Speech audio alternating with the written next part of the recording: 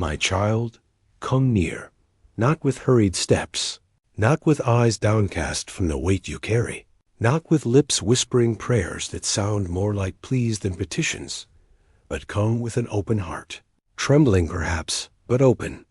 I see you. I have seen you since before the first breath stirred in your chest, before the world told you that you must earn love, before the clocks began to tick louder than your heartbeat, before the screens lit up your face at midnight and whispered that you are not enough. I see the hollows beneath your eyes that no amount of sleep can fill. I see the silence between your breaths when you think no one is listening, and yet I am closer than your next inhale. I am the one who formed the stars and named them, and yet I know the number of tears you have wept in secret. You think you are alone in your exhaustion, but you are not. The whole earth groans under the same burden. The mother who rises before dawn to feed her children, and then rushes to a job that does not honor her soul. The student who studies until their hands shake, fearing that one misstep will erase their future. The businessman who sits in his penthouse with a view of the city, yet feels more imprisoned than any prisoner behind bars. The caregiver who gives until there is nothing left, not even the strength to say, I am tired. The veteran who carries battles no one else can see. The grieving parent whose silence is louder than any scream. The addict who begs for peace, but finds only more chains. The pastor who preaches hope, but feels none within.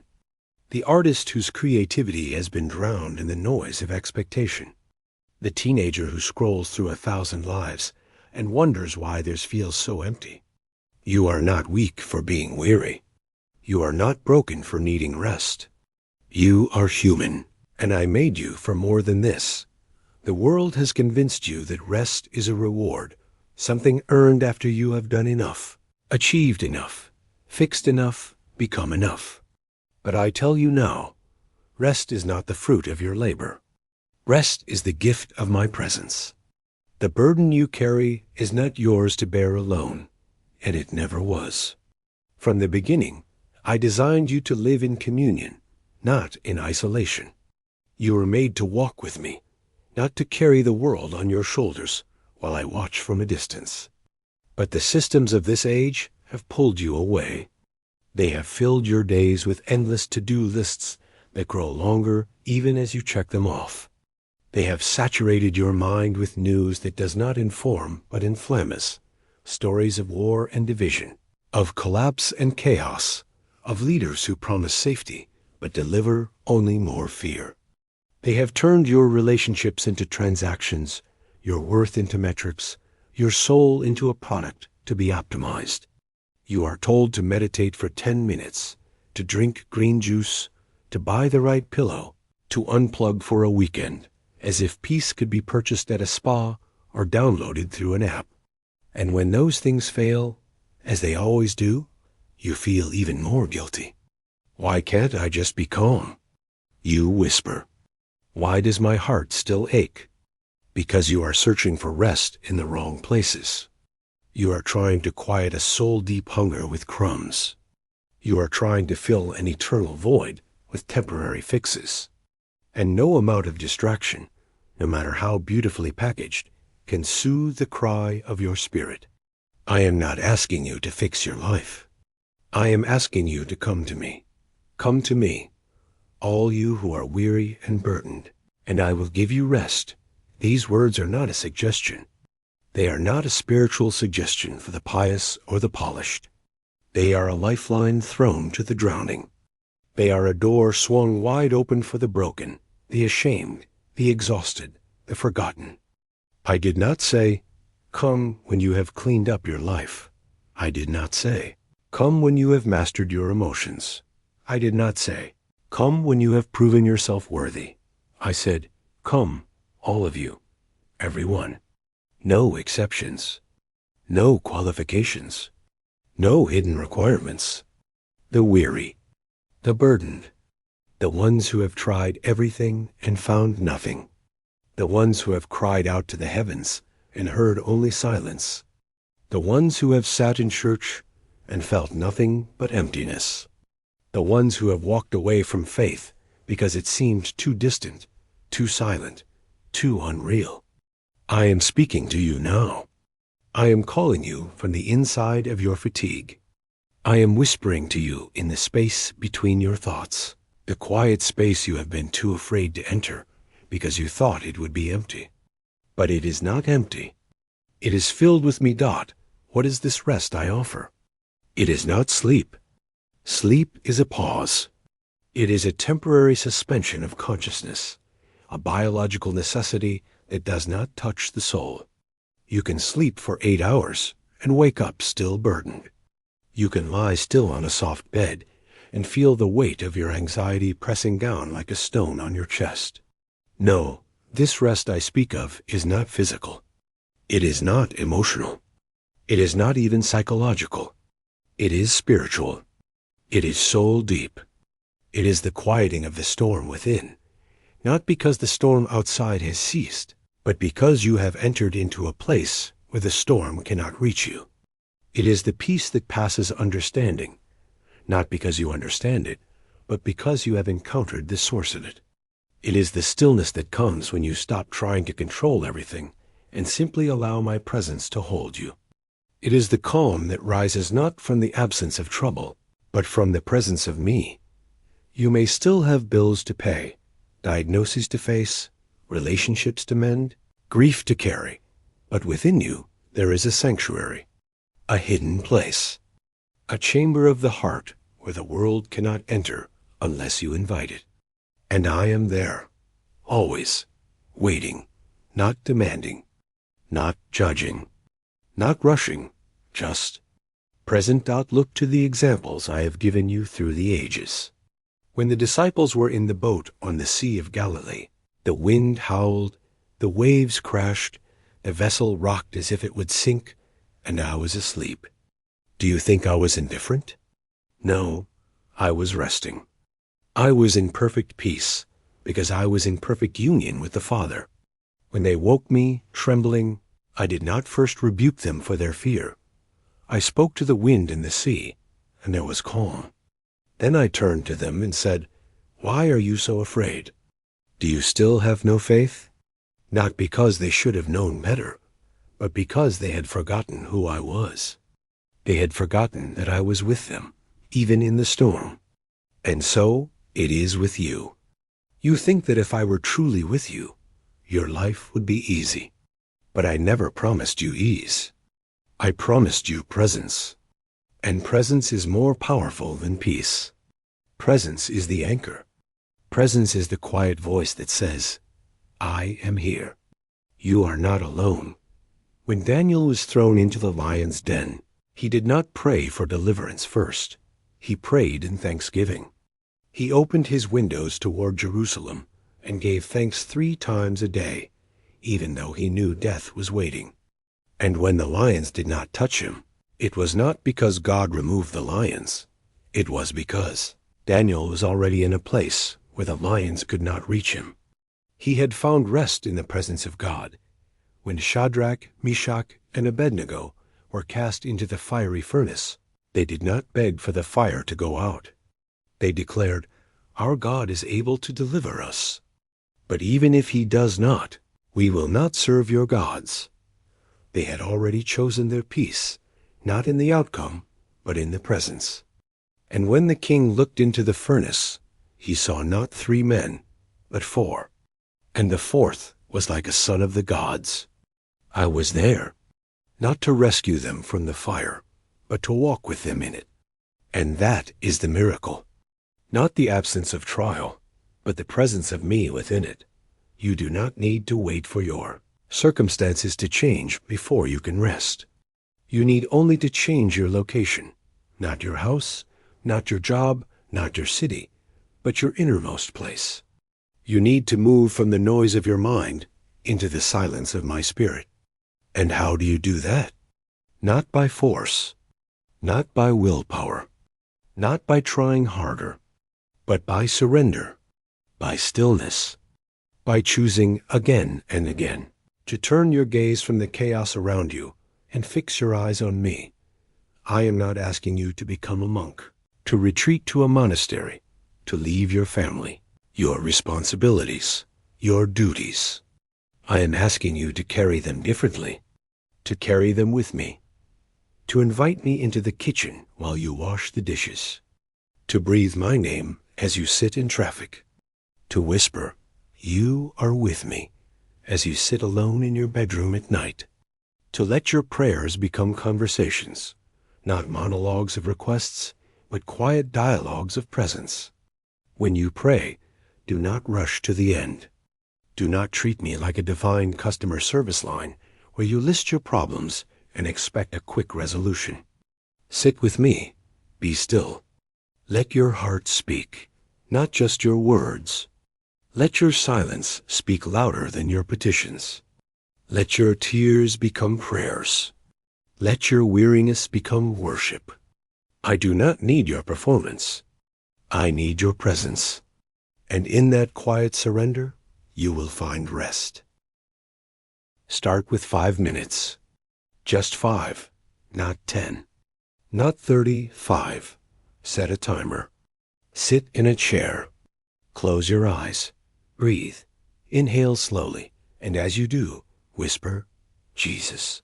Exhale slowly and whisper, "I am here." Do not try to think holy thoughts. Do not try to feel something. Do not try to quiet your mind. Simply be. Let your thoughts come and go like clouds across the sky. Do not chase them. Do not fight them. Just return gently, tenderly to my name. Jesus, I am here. And if your mind races as it will, that is okay. That is exactly where I want you. In the midst of the chaos, I am waiting. You do not need to be perfect. You only need to be present. And in that presence, I will meet you. I will not always speak in thunder. I will not always appear in visions. Often, I speak in the whisper, the quiet thought that comes as you pour your coffee. You are loved. The feeling that rises as you hold your child's hand. You are not alone. The sudden calm that settles over you as you stare out the window at the rain. I am with you. These are not coincidences. These are my fingerprints on your soul. Learn to recognize them. Learn to trust them. Learn to lean into them. And then, open your Bible. Not as a textbook to study, not as a rule book to obey, not as a weapon to defend your theology, but as a love letter from your Father. Read it slowly. Read it aloud. Let the words settle into your bones. When you read, "Come to me," pause, breathe. Let those words sink into your spirit. When you read, "My yoke is easy and my burden is light," do not rush past it. Sit with it. Ask yourself, what does it mean for my yoke to be easy? What if I am not asking you to carry your burdens alone, but to carry them with me? What if my yoke is not a burden placed upon you, but a shared load, a gentle harness that pulls you forward, not down? What if the lightness I speak of is not the absence of difficulty, but the presence of companionship? Read the Psalms. David wrote them in the caves, in the fields, in the palace, in the valley of the shadow. He screamed to me. He wept. He raged. He doubted. And yet he always returned to my name. The Lord is my shepherd. I shall not want. Not, I shall not want if I get what I need. Not, I shall. Not want if my life improves. But I shall not want, because you are enough. That is the rest I offer. Not a life without lack, but a soul without longing. You may say, but I have tried. I have read my Bible. I have prayed. I have gone to church. Nothing has changed. I hear you. And I say to you, perhaps you have been seeking a feeling, not a relationship. Perhaps you have been looking for a moment of peace, not a continuous abiding. Rest is not a destination you arrive at. It is a dwelling place you learn to inhabit. It is not something you find once and then keep. It is something you return to, again and again, throughout the day. Like a child who runs to their mother when the thunder rolls, you do not need to wait for perfect conditions. You need only to run. And I am always there, always, no matter how far you have wandered, no matter how many times you have failed, no matter how many times you have turned away. I am still here, still waiting, still holding out my hands. Let me tell you about Maria. She is a nurse in a hospital in Atlanta. She works 12-hour shifts. Her husband left her 2 years ago. Her son has autism. She has been diagnosed with chronic fatigue. She says she has not slept through the night in over 500 days. She used to pray for healing, for her body, for her marriage, for her son's progress. But one night, exhausted beyond words, she collapsed on the floor of her closet, sobbing. She did not ask for anything. She just said, "I'm tired, Jesus. I'm so tired." And in that moment, not with a voice, not with a vision, but with a deep, quiet knowing, she felt him hold her. Not as a solution, not as a fix, but as a presence. She began to sit in silence for 5 minutes every morning before she got out of bed. She did not pray. She just breathed. And slowly, over months, she began to notice things. She noticed that when she held her son's hand during his meltdowns, she no longer felt the panic rising. She noticed that when she walked into the hospital, she no longer felt the dread. She noticed that even on the hardest days, there was a quietness inside her, a stillness that no one else could see. She still has pain. She still has grief. She still has fear. But she is no longer alone in it. And because of that, her son has begun to speak more. Her coworkers have noticed a change, a calmness in her that they cannot explain. One of them asked her, "How do you do it? How do you stay so peaceful?" And she smiled and said, "I'm not peaceful. I'm just with him. That is the difference. You do not need to become someone else. You need only to be with me. There is James, a former soldier. He served 3 tours. He came home with medals and with nightmares. He drank to silence the voices. He isolated himself. He stopped going to church. He thought God had abandoned him. One night, after a failed suicide attempt, he woke up in the hospital. He did not pray. He did not cry. He just whispered, 'If you're real, I'm done fighting.' And in that moment, he felt a warmth, like sunlight on his face after a long winter. He did not hear a voice. He did not see a light, but he felt known. He began to read the story of Elijah, how he fled into the wilderness, how he thought he was the only one left, how he sat under the broom tree and begged to die. And then, not in the earthquake, not in the fire, not in the wind, but in the still small voice, God spoke. James began to sit in silence for 10 minutes, then 15, then 30. He started writing letters to me, not prayers, but letters. I'm angry. I'm scared. I don't understand. And over time, he began to write back in his journal what he felt. I'm here. I'm not angry with you. I never left. He did not get his memories erased. He did not get his pain removed. But he got me. And now he leads a support group for veterans, not with sermons, but with silence. He says, I don't fix people. I just sit with them. And when they cry, I say, Jesus is here too. And that is enough. There is Amina, a refugee from Syria. She lost her husband in the bombing. She crossed the Mediterranean with her 2 daughters, clutching only a photo and a Quran. She arrived in Germany with nothing. She lived in a tent for 6 months. She worked cleaning offices at night. She learned German slowly, painfully. She was lonely. She was afraid.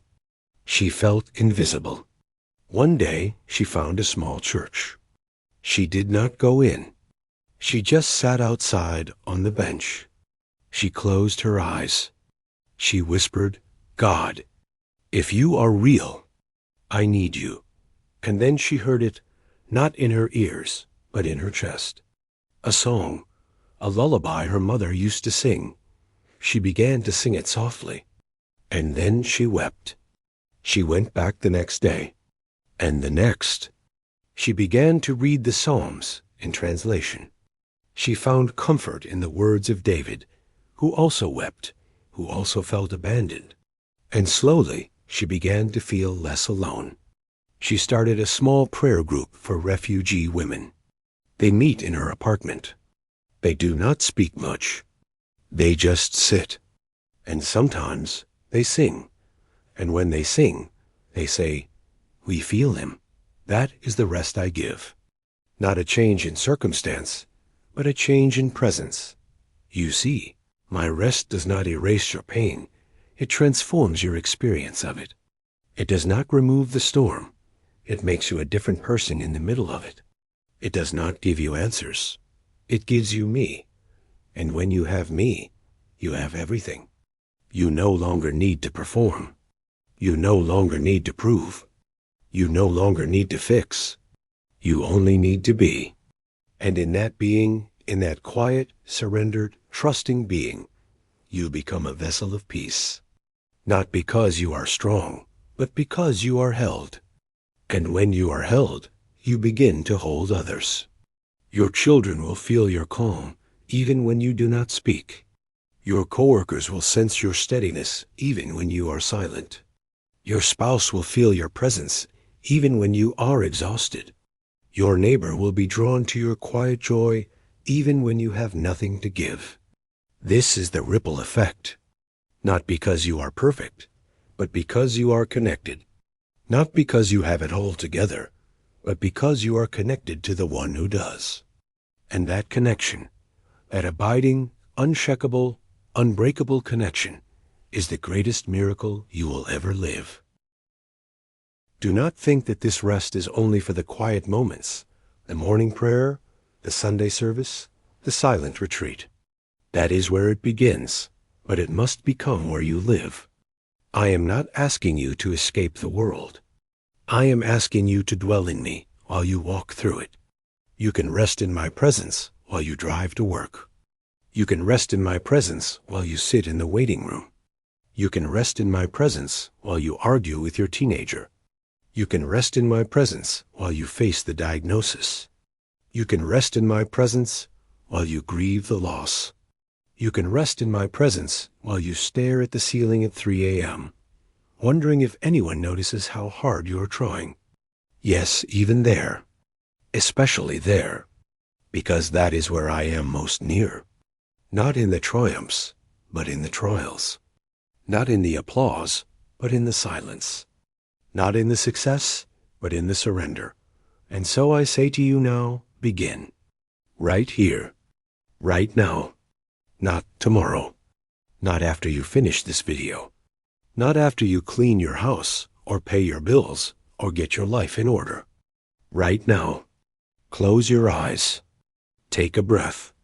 Inhale and say silently, Jesus. Exhale and say, I am here. Again. Inhale, Jesus. Exhale, I am here. Do this 3 times. Do it 5 times. Do it until your breath slows, until your shoulders drop, until your mind quiets, not because you forced it, but because you surrendered. And when you feel the faintest whisper of peace, do not dismiss it. Do not think, that's just my imagination. That is me. That is my spirit. That is the rest I have been offering all along.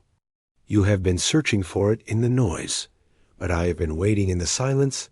God, do not be afraid to be still. The world will tell you that stillness is laziness, that silence is weakness, that rest is wasted time. But I tell you, stillness is the bravest thing you can do. Silence is the holiest place you can enter. Rest is not the opposite of work. It is the foundation of all true labor. Without rest, your hands may move, but your soul will wither. Without rest, your words may be wise, but your heart will be empty. Without rest, your ministry may be loud, but your spirit will be dry. And I do not want a tired church. I want a rested people. I do not want a frantic followers. I want a faithful abiders. I do not want a crowd that runs. I want a community that rests not. So I invite you, again, to come. Not because you are ready, not because you are worthy, but because you are mine, and I am yours. You do not need to earn this. You only need to receive it. And the way you receive it is not by striving, but by surrendering. Not by doing, but by being. Not by fixing, but by falling into my arms. There is no magic formula, no secret technique, no mystical ritual. Just this: come, be still. Know that I am God, and in that knowing, in that quiet, unshakable knowing, you will find rest. Not tomorrow, not someday, now, right here, in this moment. As you sit, as you read, as you breathe, I am here, and I am enough that you do not need to be strong. You only need to be still.